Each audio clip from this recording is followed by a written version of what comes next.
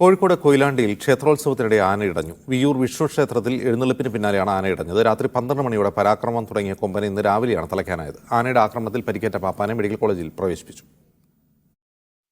പാക്കത്ത് ശ്രീകുട്ടൻ എന്ന ഈ കൊമ്പനാണ് കൊയിലാണ്ടി വിയ്യൂർ വിഷ്ണു ക്ഷേത്ര പരിസരത്ത് 7 മണിക്കൂറോളം നേരം പരിഭ്രാന്തി സൃഷ്ടിച്ചത്. എഴുന്നള്ളിപ്പിന് പിന്നാലെ ക്ഷേത്രത്തിന്റെ നടപ്പന്തലിൽ വെച്ചാണ് ആന ഇടഞ്ഞത്. വിളക്കുകാലുകളും ഭണ്ഡാരവും നശിപ്പിച്ചു.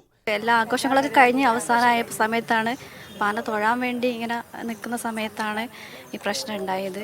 പിന്നെ അങ്ങോട്ട് ഭയങ്കര ഡേഞ്ചറസ് ആയിരുന്നു. നമുക്ക് സാധാരണ ആ ടൈമിൽ എല്ലാവരും കഴിഞ്ഞ് പോയിണ്ടായിരുന്നു.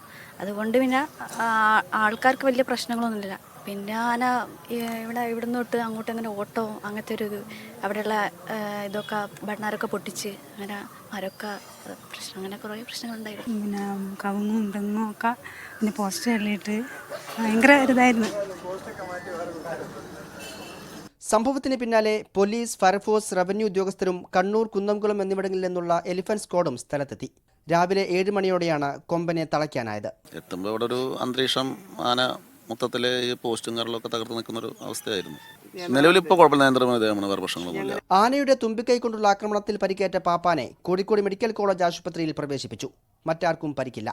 ജയ്സൽ ബാബു പിലാശ്ശേരിക്കൊപ്പം മുഹമ്മദ് ഷംസീർ, മീഡിയ 1, കോഴിക്കോട്.